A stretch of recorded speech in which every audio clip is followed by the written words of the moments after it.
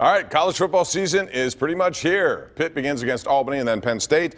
So, Andrew, I want to get your take on something Pat Narduzzi said at the kickoff luncheon. He ended it by saying, we'll see you in the ACC championship because we're going. Like it or not? No, I mean, this is like a Rex Ryan playbook move by Pat Narduzzi. You know, it's one thing if you're, oh, we didn't like when Tomlin did it to Tony Dungy. So I'm not a big fan of this. I don't think they have the team to do it. Since Dan Marino graduated, they've averaged 6.5 wins per season. That is Pitt. They'll be the same thing this year, between 5 and 7 wins. I don't care what kind of bold rhetoric we get from Pat Narduzzi. I see zero chance they're in Charlotte for the ACC championship game. I don't understand the hubbub over this stuff. Like, what do you expect the guy to say? Yeah, exactly. Just because we'll of what see Andrew, after a 5 and 7 Jason, season. What Andrew said is right. Mike Tomlin got skewered for making predictions like that. And it's stupid. Jason, there's no way on God's green earth Mike Sullivan would show up to the first day of Penguins camp and say, we're winning the Stanley Cup this year. He wouldn't. He'd say that's our goal. No. He would not guarantee it, though. Franklin would. No, he wouldn't. He'd say, App State, App State, App State, App State, App State. It's the same as beating Pitt. Well, he's overrated anyway. Let's not bring that in. Oh, that's next. Sullivan wouldn't say it in a press conference, no, but neither did Narduzzi. It was a rah-rah kind of like PR thing. He said it to reporters. I don't know.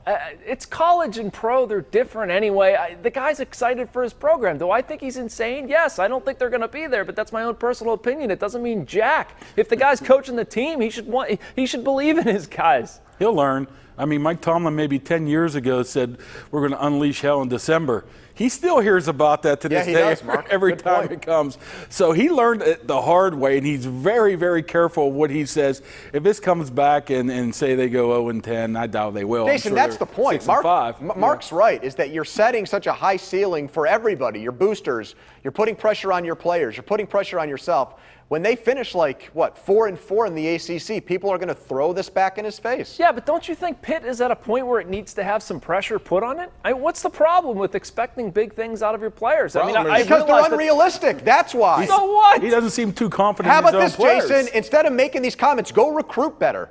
You know, instead of throwing crap like this out there, go actually. I know. I'll give him this. He wins big games. He has won some signature games. But next year, how about this year? Beat somebody good and then don't lose to North Carolina at home by 2 touchdowns. Dude, are you really going to hold Pat Narduzzi's feet to the fire over not doing? I mean, it's a ludicrous prediction. Right. If Mike Tomlin would go out there and say they're going to win the Super Bowl, it's a little bit different because there's actually a real chance of doing that. And if you said on these airwaves, I'm going to divorce my wife for Heidi Klum, I would make fun of you. You just don't make ludicrous comments. All right, I would never do that, by the way. Who would have known Heidi Klum would make an appearance on the show now? I got to ask you guys about what you brought up, Jason, and that is overrated coaches. Coaches voted, and they picked James Franklin as the most overrated coach. Do you agree with that, Jason? I don't. I don't understand this overrated, underrated thing and some of the rationale behind it. Like he's not, I don't know, legitimate enough or genuine enough or something. That's the whole shtick of being a college coach. You have to be a bit of a slime ball. The dude's winning. He's got players in his program. Get out of here with that. If you're strictly going X and O's and talking about that, there's going to be a lot of college coaches overrated. College coaches are there to recruit, there to get the talent there, then they let the coaches coach. I would like to know who rated him is overrated. His peers. I mean, were we talking about peers or we're talking about guys he recruits against? Division I coaches. It was anonymous, so we I don't would like know to see exactly the schools, or at least the conferences. I hear you. I mean, this is a guy that's won 10 straight games. What do you win? 10 straight games, 3-4 years in a row now? Let's wait a little bit here. Yeah, but I think it's like a Dan Bilesman thing, Jason, right? I mean, who is that coach without Sidney? Picking up my hockey guys for it. But who is Dan Bilesman without Sidney Crosby and Evgeny Malkin? Okay? Not very good. Some might say that about Mike Sullivan. What is James Franklin without Saquon Barkley? We'll find out this year. Because before Barkley, he was not good at Penn State. Let's be clear on that. Yeah, Miles Sanders will be fine. I got a feeling on that. And we got to take a break here. When we come back, though, we're going to continue the college talk. It's Ohio State University and what happened there with Urban Meyer. That's next right here on the #1 Cochran Sports Showdown.